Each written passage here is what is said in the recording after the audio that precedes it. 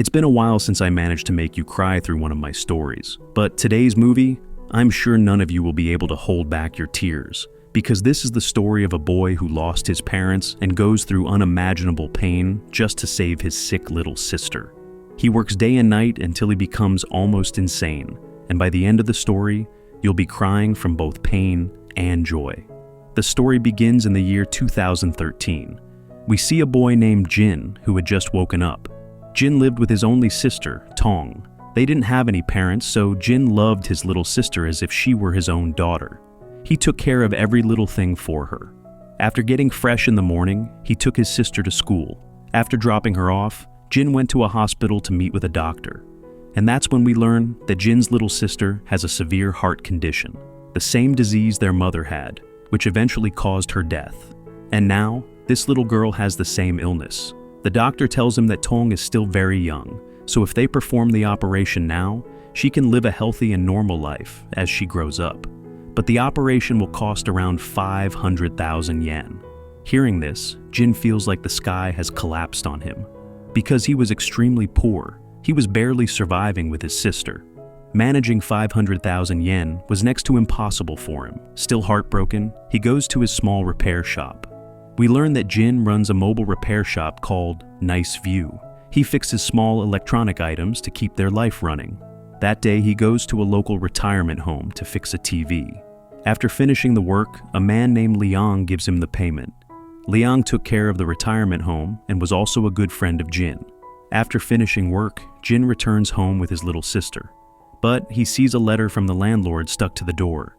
It says he must pay the rent immediately. Inside, while preparing dinner, his sister excitedly shows him a tooth she lost that day. Seeing this, Jin keeps the tooth safely with him as a memory. Later, a friend of Jin calls him and asks him to come to a warehouse. This friend worked there as a laborer. When Jin meets him, the guy asks, "Did your dad leave nothing for you?" Jin replies, "The fact that my father didn't leave behind any debts is enough of a blessing for me." Then the two friends pull the cover off a huge container. Inside the container, there were about 100,000 secondhand mobile phones. Jin's friend explains that these phones were prepared for export to different countries, but the importers rejected them, so they were just left there. The guy who used to export them is now in jail. Most of the phones had only minor issues. If fixed properly, they could be sold for a good profit. His friend says, "I can give you all of these, but it'll cost you 100,000 yen. Jin knew he could fix the phones and sell them for good money, but he didn't have the means to buy them right away. So for now, he takes one phone back to his shop to try repairing it. After a few attempts, he successfully fixes it and realizes, yes, he can fix all of them. So he borrows 100,000 yen from a local lender at a 2% interest rate, but the lender has one condition. If Jin fails to repay the loan within a month, the lender will take everything from his shop. Jin agrees and finally buys the mobile phones. He gradually repairs them and starts selling to different stores. Business starts booming. He calculates that if he can sell all the phones, he'll make around 900,000 yen in profit.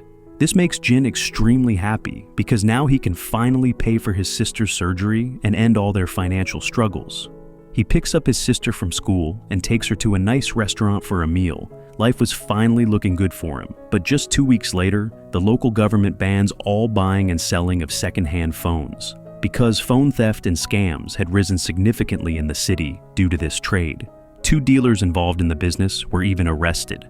Hearing this, Jin feels completely crushed, because he had to repay the loan very soon, and he also had to pay the rent for the warehouse storing the phones. Meanwhile, his sister's health was slowly declining. Jin didn't know what to do anymore. With the little money he had left, he paid the warehouse owner to store the phones there for a few more days. Gradually, Jin was falling apart, because watching such a profitable business collapse in the blink of an eye was something he just couldn't accept. A few days later, he visited the second-hand phone company. He spoke to the company manager and said, "Sir, the government recently declared that trading second-hand phones is illegal, but the parts from those phones can still be sold legally. I have many of your company's phones. I can fix their parts and sell them back to you." But the manager wasn't paying much attention to what Jin was saying, because reusing parts from damaged phones required a quality control certificate, which was almost impossible to obtain. Still, Jin said, "Sir, please give me one chance." I'll repair the parts properly, and I guarantee they'll pass 100% in quality control. Hearing this, the manager gave him a chance and said, "All right, fix a few parts and bring them to me." As soon as he got permission, Jin started working day and night in his shop to repair the phone parts properly. But by that time, the 1-month deadline had already passed, and the loan shark showed up at his shop to collect the money. Jin explained his situation and said, "I've made a big deal with a mobile company. Please give me just 1 more week, and I'll pay you everything." Hearing this, the loan shark softened a bit and gave him another 7 days. But before leaving, he warned him again, "If I don't get the money in 7 days, I'm taking everything from your shop." Jin hung diagrams and images of mobile parts all over his shop to understand them better. At that point, his life revolved around just 2 things: taking his sister to school and sitting at the shop all day repairing phone parts. He started working day and night without rest. Some of the phone parts were severely damaged, which made it even more difficult. Meanwhile, his landlord was constantly pressuring him for rent. But even then, Jin focused only on fixing the mobile components. After working hard for several days, he finally managed to disassemble all the parts from one phone. And he fixed every single one of them to perfection. Now, he sent those parts to a laboratory for quality control checking. Within a day, he received the lab report. Jin found out that all the parts he repaired had passed 100% quality verification. He was overjoyed. Meanwhile, we see the mobile company owner, Mr. Lee. He had come to the city for a meeting, along with the same manager who gave Jin the chance. At that moment, Jin rushed to the location and showed the manager the quality control reports. He said, "Sir, all the parts I repaired passed quality control. Please take a look." But the manager wasn't interested at all. He ignored Jin and said, "Look, I never told you to do all this. You've done a great job, but I can't buy any of it." Hearing this, Jin got furious. He started shouting at the manager. Seeing this commotion, Mr. Lee took one look at Jin, but didn't say anything. He stepped into the elevator and went upstairs. But Jin had already realized that this man was the owner of the company, so he took another elevator and waited upstairs for Mr. Lee. When Mr. Lee came out of the meeting, Jin approached him and explained, "Sir, I can repair phone parts very professionally. I have many parts from your company's phones, and all of them passed quality control. If you just check my repaired parts once, you'll see they're reusable. You can use them to make new phones or use them in the service centers to save a lot of money." Mr. Lee didn't say anything to him, but he was listening very attentively. However, at one point, he also got into the car. Seeing this, Jin pleaded with him, "Sir, please give me 10 minutes. I'll explain everything to you." But Lee replied, "I don't have 10 minutes. I have to get to the station quickly or I'll miss my train. However, yes, I'll be back here after a month. Meet me then." Saying this, Mr. Lee left. But Jin was extremely disappointed because he didn't have a whole month. He only had 5 days left to repay the loan. Feeling defeated, Lee pulled out his phone and saw the time, 2:21 p.m., which meant there was still a little time left before the train departed. So he quickly grabbed his scooter and started racing toward the station. But after going a certain distance, he suddenly had an accident with a bicycle and fell to the ground. Time was running out for him. He desperately wanted to speak with the owner of the mobile company for just 10 minutes. But due to the accident, his scooter was damaged. In that condition, he began running toward the station. Unfortunately, as he reached near the station, he was hit by a car and got injured even more. But he didn't give up. He kept running toward the station with all his might.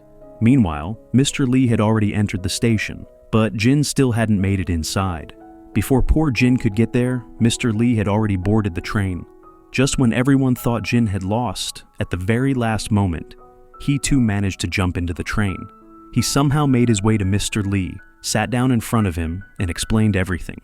"Sir, the parts I repaired can be used in all your operations. I had purchased almost 100,000 damaged phones from your company. I fixed them and successfully sold them. But due to a government ban, I had to shut down that business. So now I want to sell those parts to you. That way, I can make a profit, and so can your company." Mr. Lee looked at the quality control certificate beside him. But right then the manager said, "No one in this country has ever done a second-hand mobile parts business before. Saying it is easy, doing it is not." Jin explained, "Look, nobody has done it in this country yet. That's exactly the opportunity we should seize. If we can use these high-quality parts to make new phones or supply them to service centers, we can reduce the price of our phones significantly. That way, we can shake up the market by offering great phones at lower prices. Hearing all this, Mr. Lee simply said, "I understand everything, but getting 100,000 phone parts individually quality checked is not that easy." Jin promised, "Sir, just give me one chance. I will make it happen." Seeing Jin's confidence, Mr. Lee told him, "All right, then get to work. But our company won't be able to help you with this. You'll have to do everything at your own expense, all by yourself. And if, after completing the job, you can deliver at least 85% satisfactory results, then just give me a call. I'll buy everything." Saying this, he handed over his business card to Jin. Jin, holding on to a little bit of hope, gets off at the next station. Meanwhile, Mr. Lee tells his manager, "You know, I came to Shenzhen empty-handed at the age of just 20, just like that boy. And now, I own such a big business. I believe this boy will also do something big one day." Then we see Jin's little sister, who still hasn't returned home from school because her brother hasn't come to pick her up. By then, it was quite late. The school guard was sitting next to the little girl, looking after her. At that moment, Jin arrives. He apologizes to the guard for being late, and then starts walking home with his little sister. Tong, his sister, asks him, "Brother, where's your scooter? Are we walking home?" Jin replies, "The scooter broke down. I'll bring it once it's fixed." But by then, Tong had already noticed the injury on Jin's hand, which had happened earlier during the accident on the way to the station. She also saw deeper wounds on his back. She immediately told him to go see a doctor. But the poor guy didn't even have enough money for a checkup. Anyway, the next day we see Jin meeting the old-age homeowner and his friend Liang. He tells Liang everything. "Liang, I got a job repairing phones, but I need a lot of money to get started. To raise that money, I'll have to work a small job first. From that job's income, I'll slowly build up my business. Can you help me a bit? Even a little money or your time would mean a lot to me." But Liang didn't have the courage to help with this, because if Jin somehow failed the quality control test, both his money and time would go to waste. There would be no compensation from the company. Still, Jin pleads with him. His sister is sick, and he must raise 500,000 yen no matter what for her treatment. Hearing about the little girl melted Liang's heart. He agreed to help him. On the other hand, Jin sold both his scooter and his mobile repair shop to raise money to start a small factory.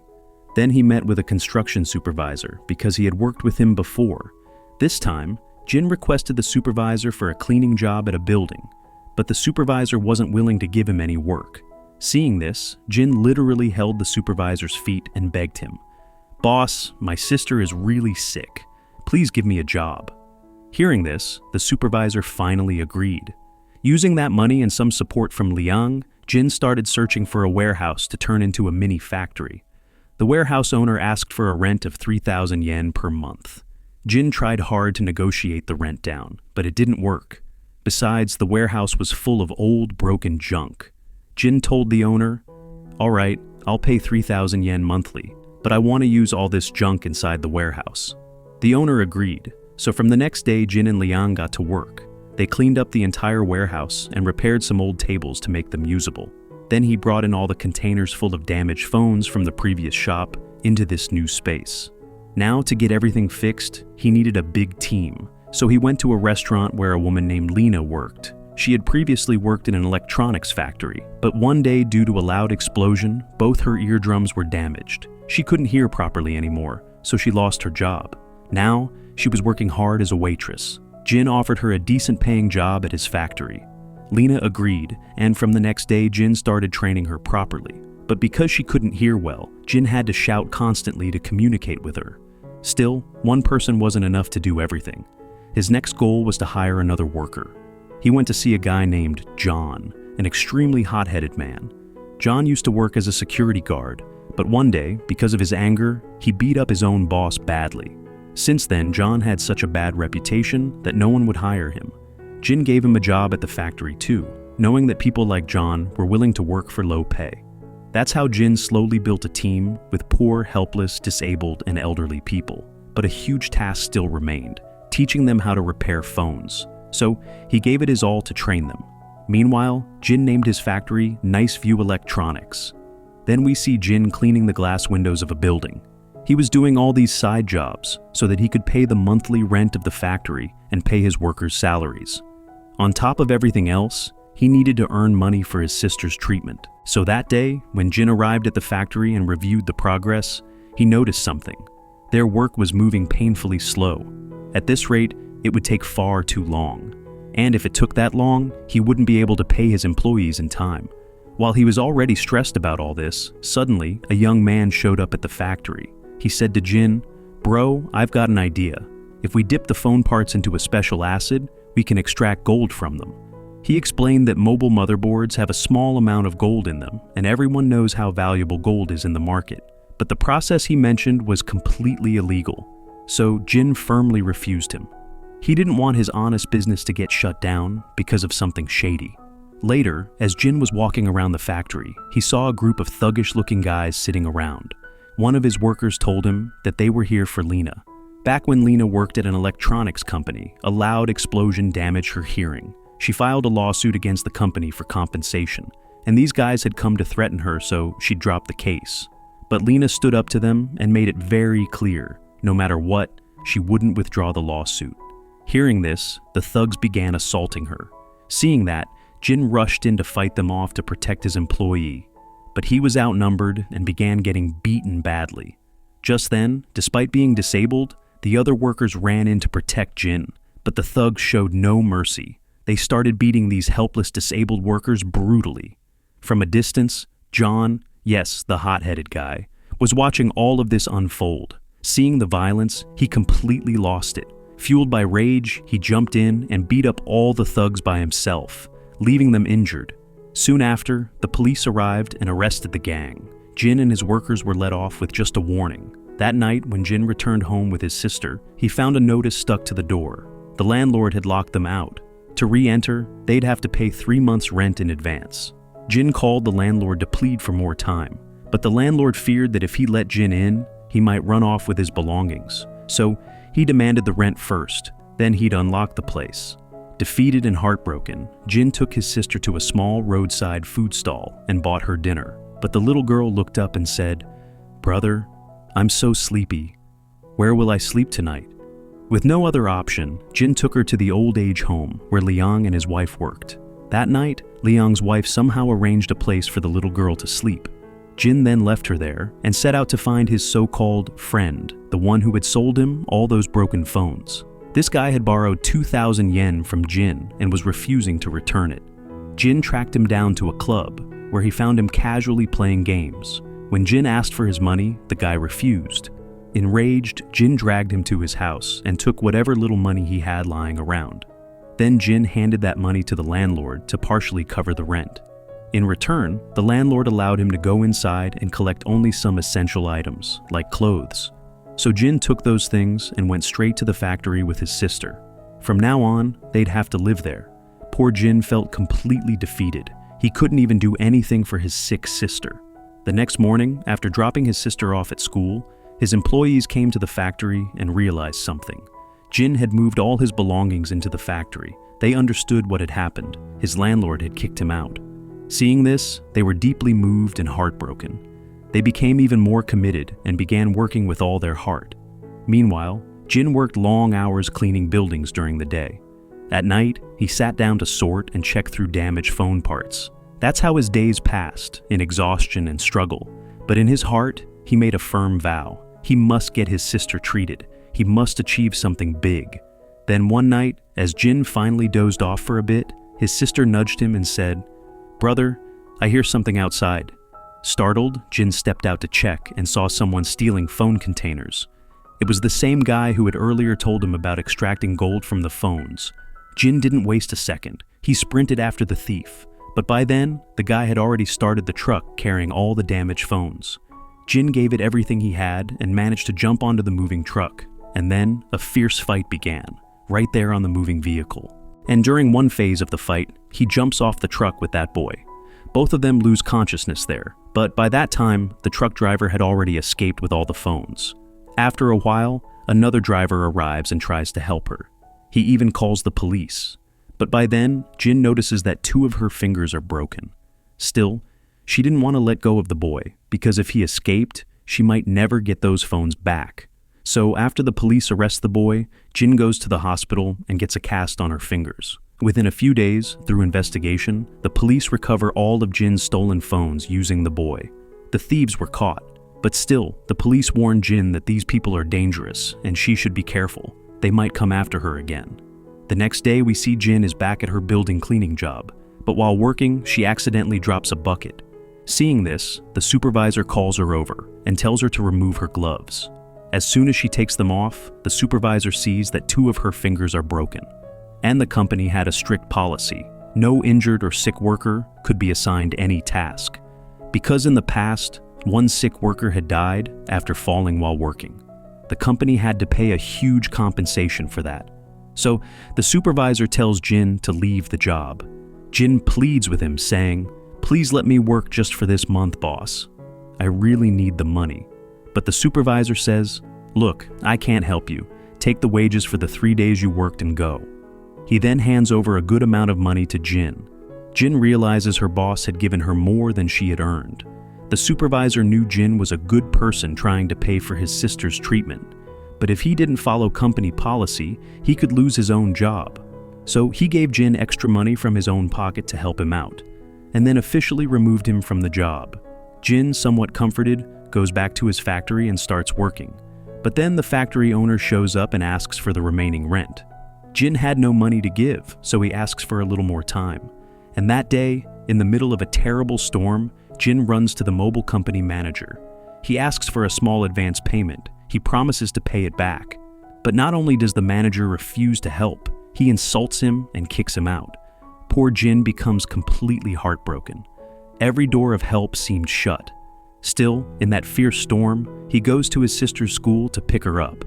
But seeing Jin's condition, the school security guard tells them they can stay there tonight because the weather outside is dangerous. That night, Jin put his sister to sleep and began thinking about his past life. In a flashback, we see that just moments before their mother passed away in the hospital, she told Jin, "My time in this world is over, son. Please take care of your little sister." At that time, both Jin and his sister were very young, and their mother died, leaving them behind in that helpless state.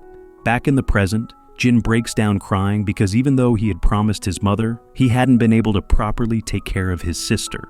The whole night passes this way. And the next morning, when he goes to his factory, he sees that the factory owner has thrown all his belongings outside and rented the factory to someone else. At that point, Jin didn't have the strength to fight anymore. He just sat there in despair and started crying. Just then, his workers show up. They thought maybe the storm from the previous night had scattered the belongings outside. But Jin, disheartened, tells them, "Please forgive me. The factory owner has kicked us out of the factory. I don't have a single penny to pay him the rent.